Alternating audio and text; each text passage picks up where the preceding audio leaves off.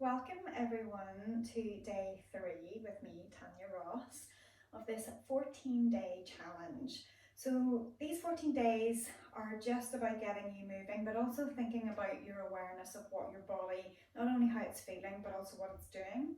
So day 1, we were opening up in terms of your breath and your thoracic mobility. Day 2, we've mobilized everything, trying to get you kind of feeling how your body moves, how the joints move. Today we're going to focus in on your posture. So what is posture? As soon as you say that, everybody wants to kind of go from typically here and then trying to go almost more upright than you need to be, and then those muscles get tired and then you come back into here. Posture is greatly affected by how we're feeling, our emotions, what's going on through our head. We do kind of look at like a sad posture or a very busy and stressed posture tends to be very rounded and closed off, which even looking at that, you know that that's not good for the body. And as we discovered with the breath on day 1, that if you're sitting all slouched, you don't get as good a breath in. So ultimately it leads to a downhill spiral. So we want to have good posture, but to set it up, there's a few key things. And one of the first things that I want to implant is about neutral spine. If you do classes with me, you typically know about the pelvic tilt, but I want to just run through it in a few different positions. We're going to run through it fairly quickly. So in standing with the feet around about hip distance apart, just comfortably apart where you would normally stand, you have a certain amount of mobility in the lower back connecting the spine to the pelvis. So we can tilt the pelvis into a posterior tilt, which is a flat back tail dropping down, and that uses the abdominal muscles to pull in. And when we tilt it into an anterior tilt, then it creates that arch in the back, tailbone lifting. So tail between the legs, flat back, and then tailbone lifting, arch back. In standing, it is the hardest place to find it. So drop it down to the floor and take it down, and just as you bring your spine down, again, alignment principles, just having those feet around about hip distance apart, arms relaxed, and get a sense that you feel long. So that you have an idea of just how your spine is sitting when you naturally lie on the floor. So you should feel like the pelvis is flat and you should feel like the back of the ribs are on the floor.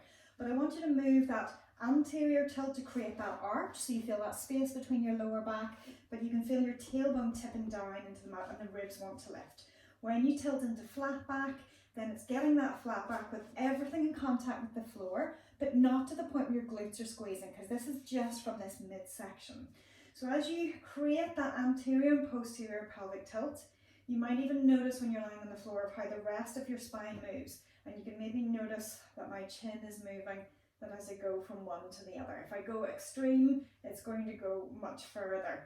But it's only moving the low back. I don't need you intentionally to move the rib cage.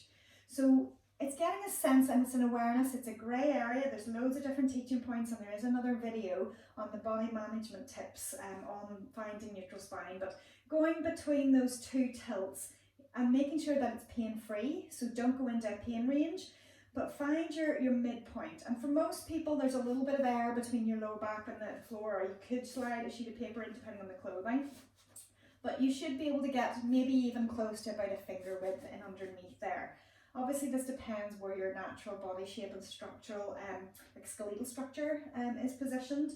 But from there, for most people, there's a little gap. Ribs are down and the pelvis is pretty flat.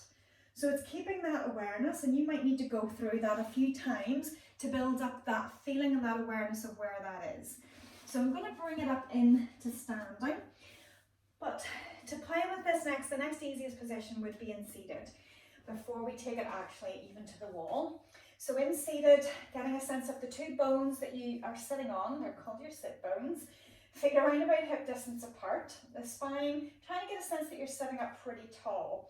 And then go through that posterior tilt, and as you tilt it, you should feel like your sit bones push almost forward on the seat, and then whenever you tilt the other direction, they almost kind of push as if they're lifting off and back, and you can still feel that flat back position and that arch back position. So I'm not letting the rest of my spine go into too many other movements, but there is that knock-on effect. It will, whatever happens here, has a knock-on effect further up. So when we find what feels like our comfortable range of movement, no pain again, then try to find your halfway between the two. Now as you move between those two, if your hips are lower than your knees, it's going to be very difficult to go into that arch position.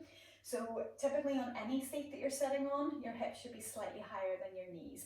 Now my feet are a little bit higher just because of the height of the mat and underneath, but if that was higher again, like if I was up there, I have very little movement compared to if I'm flat. And that's why long sitting, for example, on the floor is harder.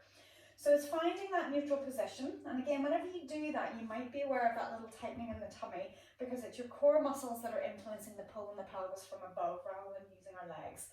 So once we have a sense of that, a flat back position, shoulders come forward, arch back position, shoulders go back. So we don't actually, once we get into neutral, we don't actually need to do much with the upper body to set the shoulders into neutral as well.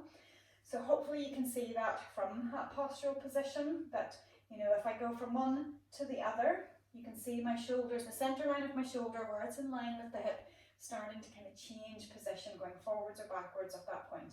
And in theory, if we're talking about a plumb line, dropping it down from the center of the shoulder, it should go roughly center of the hip.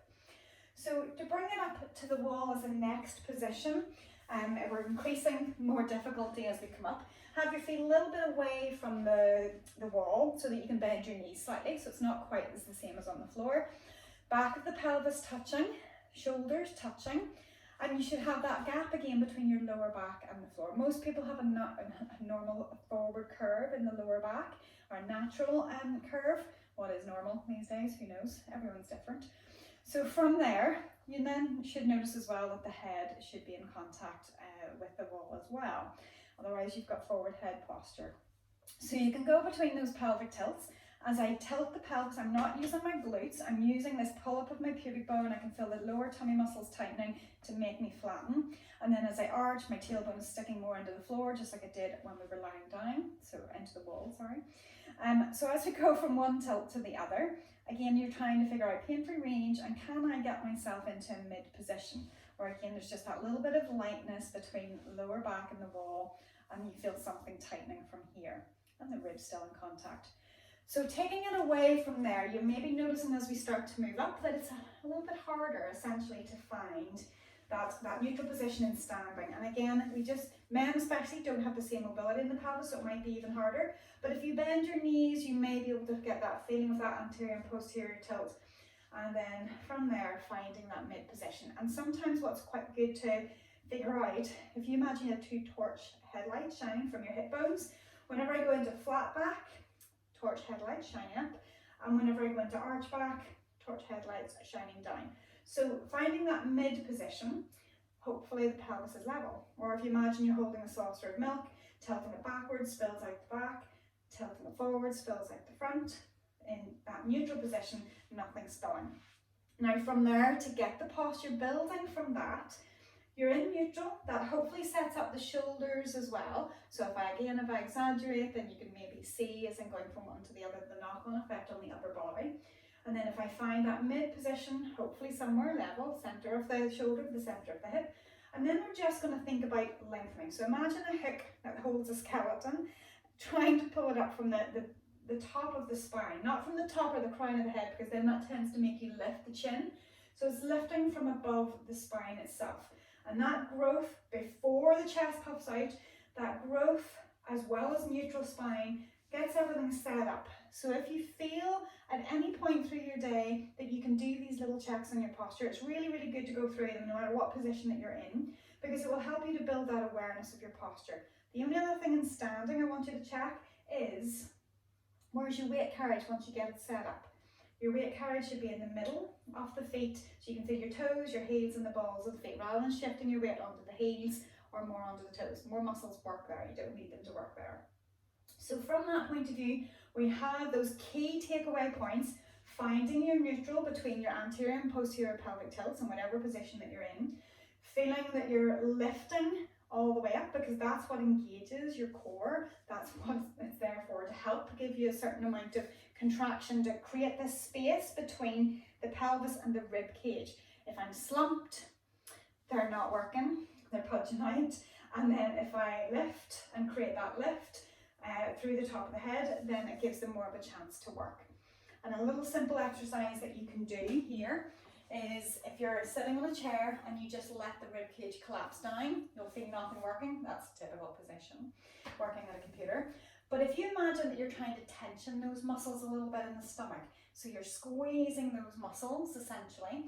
As you squeeze them and you're pulling everything in nice and strong, it's what's contracting and lifting me up. So it's another element of posture, but we're going to delve into that tomorrow. But all I want you to really focus in for today, these little alignment cues. I don't care if you're standing in the queue in the supermarket. You could be playing with your pelvic tilt, finding your mid position. Choose where you do this wisely though. So play about with it. If you're sitting on a chair now or whatever, whenever you go back into work, set little reminders to go off and just find that awareness. It can change from day to day. Your perception doesn't always match up what is happening. But once we feel like we're there, hopefully that sets you up for your day. So I'm hoping you go away and you play with your posture, so you're not straining anything, you're just neutral spine, nice lifted weight carriage on your feet if you're in standing. So yeah, so we're going to build on that tomorrow. We're going to deal with the muscular contraction that's going to help your posture, because all of these are resetting before we start to rebalance, and then we're going to start to push you a little bit further as we reignite. So enjoy the rest of your day. Thanks for watching, and certainly again, leave me a like, click the thumbs up, leave a comment as well. That would be really good to know how you're getting on with these, and if you haven't already, subscribe to the channel. So see you tomorrow. Bye.